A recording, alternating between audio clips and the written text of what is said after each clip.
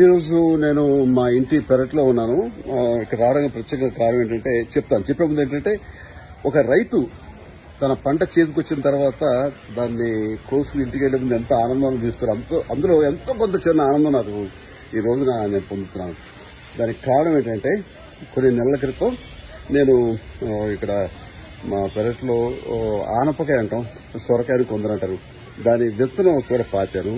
అది పెద్ద పాదయ్యి ఈ రోజున 2 ఆనపకాయలు కాస్తుంది. అది కోసే ప్రయత్నం చేస్తున్నాను. సో ఇవి ఆనపకాయలు వీటిని కోసి వాళ్ళ లవ్లీ అది నైస్ ఫీడింగ్. నా చేతితో వేసినటువంటి ఇవి బ్యూటిఫుల్.